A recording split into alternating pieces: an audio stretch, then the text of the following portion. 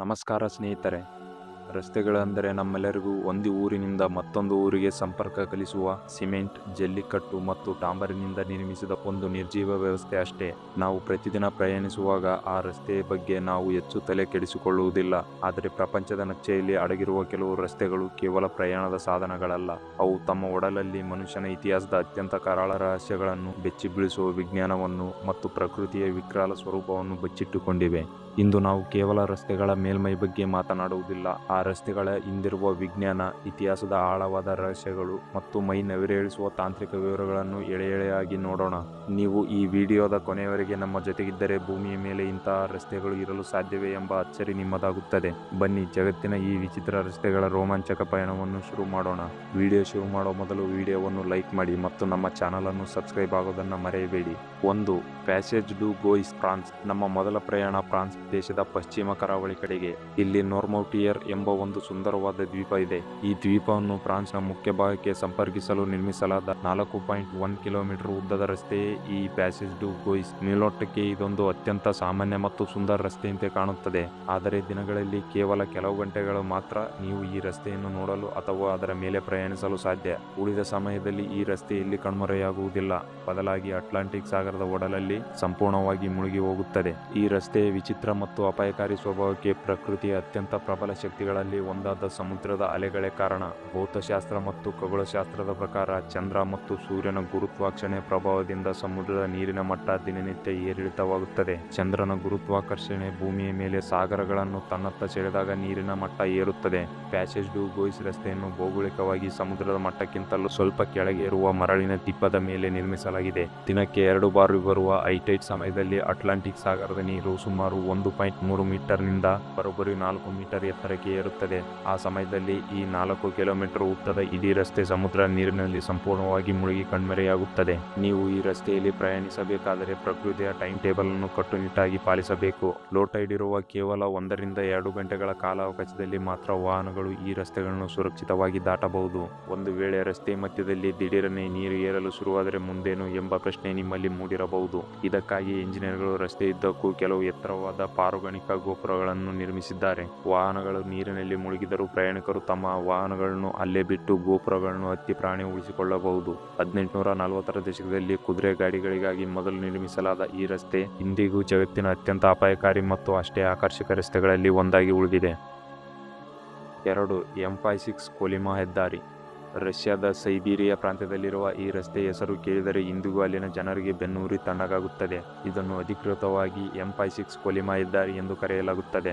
ಆದರೆ ಪ್ರಪಂಚಾದ್ಯಂತ ಇದು ರೋಡ್ ಆಫ್ ಬೋನ್ಸ್ ಅಥವಾ ಮೂಳೆಗಳ ರಸ್ತೆ ಎಂದು ಪ್ರಸಿದ್ಧವಾಗಿದೆ. ಸುಮಾರು 2025 ಕಿಲೋಮೀಟರ್ ಉದ್ದದ ಈ ಹೆದ್ದಾರಿ ಜಗತ್ತಿನ ಅತ್ಯಂತ ಶೀತಲವಾದ ಜನವಸತಿ ಪ್ರದೇಶವಾದ ಯಾಕುಟ್ಜಾನಿಂದ ಮಗದನ್ ನಗರದವರೆಗೂ ಸಾಗುತ್ತದೆ. ಇಲ್ಲಿ ಚಳಿಗಾಲದಲ್ಲಿ ತಾಪಮಾನ -50 ಡಿಗ್ರಿಯಿಂದ -70 ಡಿಗ್ರಿ ಸೆಲ್ಸಿಯಸ್ ವರೆಗೆ ಕುಸಿಯುತ್ತದೆ. ಆದರೆ ಈ ರಸ್ತೆಯ ಕ್ರೌರ್ಯ ಇರುವುದು ಇಲ್ಲಿನ ಚಳಿಯಲ್ಲ, ಬದಲಾಗಿ ಇದರ ನಿರ್ಮಾಣದ ಇತಿಹಾಸದಲ್ಲಿ.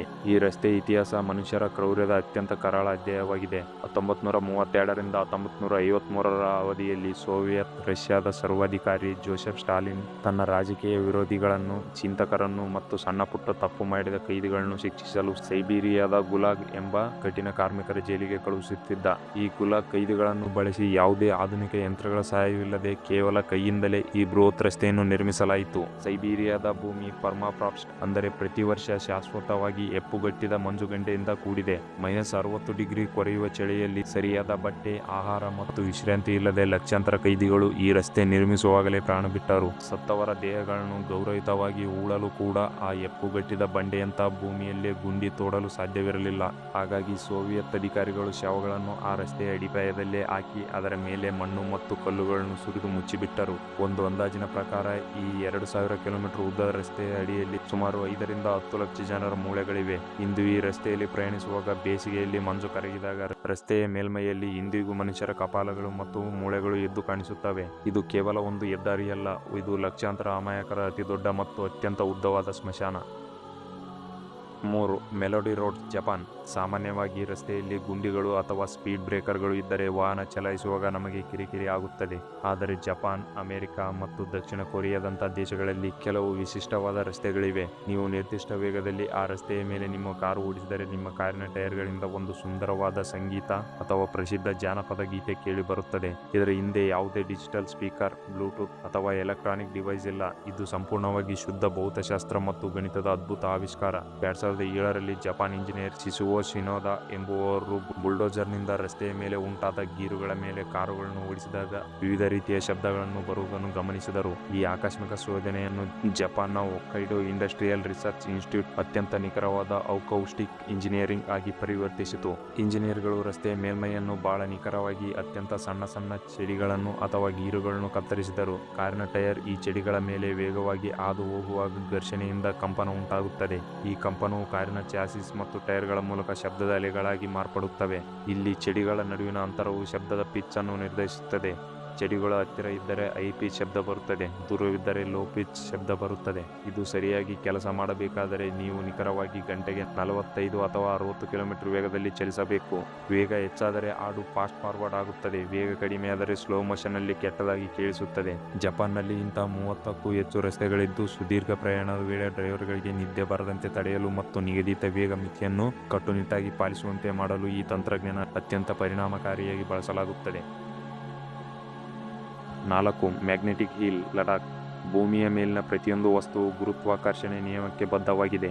ಮೇಲಕ್ಕೆ ಎಸೆದಾಗ ವಸ್ತು ಕೆಳಕ್ಕೆ ಬರಲೇಬೇಕು, ಇಳಿಜಾರಿನಲ್ಲಿ ವಸ್ತು ಕೆಳಕ್ಕೆ ಉರುಳಲೇಬೇಕು.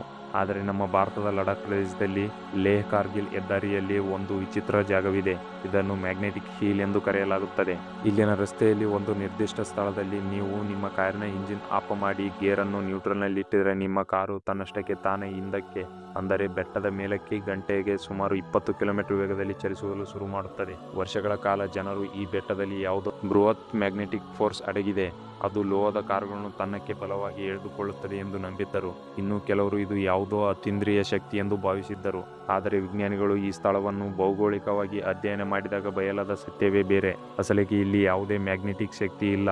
ಇದು ಪ್ರಕೃತಿಯ ಅತ್ಯಂತ ಅದ್ಭುತ ಮತ್ತು ಪರಿಪೂರ್ಣ ದೃಷ್ಟಿಭ್ರಮೆ. ಈ ಸ್ಥಳದ ಭೌಗೋಳಿಕ ರಚನೆ ಮತ್ತು ಸುತ್ತಲಿನ ಬೆಟ್ಟಗಳ ವಿನ್ಯಾಸ ಹೇಗಿದೆ ಎಂದರೆ, ವಾಸ್ತವವಾಗಿ ಇಳಿಜಾರಾಗಿರುವ ರಸ್ತೆ ನಮ್ಮ ಕಣ್ಣಿಗೆ ಮೇಲ್ಮುಖವಾಗಿ ಹೋಗುವಂತೆ ಗೋಚರಿಸುತ್ತದೆ. ಇದಕ್ಕೆ ಮುಖ್ಯ ಕಾರಣ ಅಲ್ಲಿನ ಹಾರಿಜಾನ್ ಲೈನ್. ಈ ಪ್ರದೇಶದಲ್ಲಿ ಹಾರಿಜಾನ್ ಲೈನ್ ಬೆಟ್ಟಗಳಿಂದ ಸಂಪೂರ್ಣವಾಗಿ ಮರೆಯಾಗುವುದರಿಂದ ನಮ್ಮ ಮೆದುಳಿಗೆ ಯಾವುದು ಇಳಿಜಾರು, ಯಾವುದು ಎತ್ತರ ಎಂದು ಲೆಕ್ಕ ಹಾಕಲು ಬೇಕಾದ ದೃಶ್ಯ ಆಧಾರಗಳು ಸಿಗುವುದಿಲ್ಲ.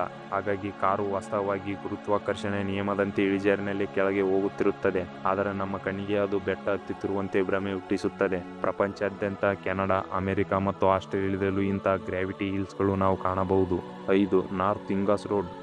ದಕ್ಷಿಣ ಅಮೆರಿಕದ ಬೊಲಿವಿಯಾ ದೇಶದಲ್ಲಿ ನಾರ್ತ್ ಇಂಗಾಸ್ ರೋಡ್ ಎಂಬ ಒಂದು ರಸ್ತೆ ಇದೆ. ಆದರೆ ಸ್ಥಳೀಯರು ಮತ್ತು ಪ್ರಪಂಚದ ಜನ ಇದನ್ನು ಕರೆಯುವುದು ಎಲ್ ಕ್ಯಾಮಿನೋ ಡೆ ಲಾ ಮಾರ್ಟೆ, ಅಂದರೆ ಮರಣದ ರಸ್ತೆ ಎಂದು. ಇಂಟರ್ ಅಮೆರಿಕನ್ ಡೆವಲಪ್ಮೆಂಟ್ ಬ್ಯಾಂಕ್ ಇದನ್ನು ಅಧಿಕೃತವಾಗಿ ವಿಶ್ವದ ಅತ್ಯಂತ ಅಪಾಯಕಾರಿ ರಸ್ತೆ ಎಂದು ಘೋಷಿಸಿದೆ. ಬೊಲಿವಿಯಾದ ರಾಜಧಾನಿ ಲಾ ಪಾಜ್ನಿಂದ ಅಮೆಜಾನ್ ಕಾಡುಗಳ ಕಡೆಗೆ ಸಾಗುವ ಈ 69 ಕಿಲೋಮೀಟರ್ ಉದ್ದದ ರಸ್ತೆ ಆಂಡೀಸ್ ಪರ್ವತ ಶ್ರೇಣಿಯ ಕಡಿದಾದ ಬೆಟ್ಟಗಳನ್ನು ಬಳಸಿ ಸಾಗುತ್ತದೆ. ಈ ರಸ್ತೆಯನ್ನು 1930ರ ದಶಕದಲ್ಲಿ ಚಾಕೋ ಯುದ್ಧದ ಸಮಯದಲ್ಲಿ ಪರಾಗ್ವೆಯ ಯುದ್ಧ ಕೈದಿಗಳನ್ನು ಬಳಸಿ ನಿರ್ಮಿಸಲಾಯಿತು. ಈ ರಸ್ತೆಯ ಅಪಾಯಕಾರಿ ಸ್ವರೂಪಗಳನ್ನು ಅರ್ಥ ಮಾಡಿಕೊಳ್ಳಲು ನಾವು ಇಲ್ಲಿನ ಭೌಗೋಳಿಕ ಮತ್ತು ಹವಾಮಾನಗಳ ಪರಿಸ್ಥಿತಿಯನ್ನು ಆಳವಾಗಿ ವಿಶ್ಲೇಷಿಸಬೇಕು. ಈ ರಸ್ತೆಯ ಅಗಲ ಕೇವಲ 10 ಅಡಿ ಮಾತ್ರ. ಇದು ಎಷ್ಟೋ ಕಡೆ ಒಂದು ವಾಹನ ಮಾತ್ರ ಹೋಗಲು ಸಾಧ್ಯವಾಗುವಷ್ಟು ಇಕ್ಕಟ್ಟಾಗಿದೆ. ಒಂದು ಕಡೆ ಆಕಾಶದೆತ್ತರದ ಬಂಡೆ, ಮತ್ತೊಂದು ಕಡೆ 2000 ಅಡಿಗಳ ಆಳದ ಪ್ರಪಾತ. ಅಚ್ಚರಿ ಎಂದರೆ ಇಡೀ ರಸ್ತೆಯಲ್ಲಿ ಎಲ್ಲಿಯೂ ಒಂದೇ ಒಂದು ತಡೆಗೋಡೆ ಅಥವಾ ಗಾರ್ಡ್ ರೈಲ್ ಇಲ್ಲ. ಈ ರಸ್ತೆಯ ಎತ್ತರದ ಒಂದು ಒಣಹವೆಯು ಲಾಪಾಜ್ನಿಂದ ತೇವಭರಿತ ಅಮೆಜಾನ್ ಕಾಡುಗಳನ್ನು ಸಂಪರ್ಕಿಸುತ್ತದೆ. ಬಿಸಿ ಮತ್ತು ತಂಪಾದ ಗಾಳಿಯ ಮುಖಾಮುಖಿಯಾದಾಗ ಈ ರಸ್ತೆಯ ಮೇಲೆ ಸದಾಕಾಲ ದಟ್ಟವಾದ ಮಂಜು ಮತ್ತು ಭಾರಿ ಮಳೆ ಇರುತ್ತದೆ.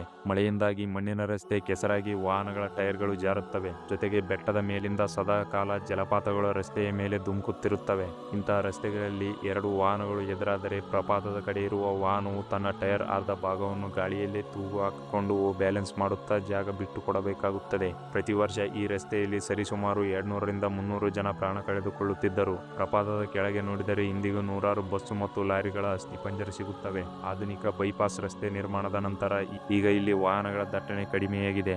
ಆದರೆ ಸಾಹಸ ಪ್ರಿಯ ಸೈಕ್ಲಿಸ್ಟ್ಗಳಿಗೆ ಇದೊಂದು ನೆಚ್ಚಿನ ತಾಣವಾಗಿ ಮಾರ್ಪಟ್ಟಿದೆ. ಸ್ನೇಹಿತರೆ, ರಸ್ತೆಗಳು ಕೇವಲ ಸಿಮೆಂಟ್, ಡಾಂಬರು ಮತ್ತು ಮಣ್ಣಿನ ಕಂತೆಗಳಲ್ಲ.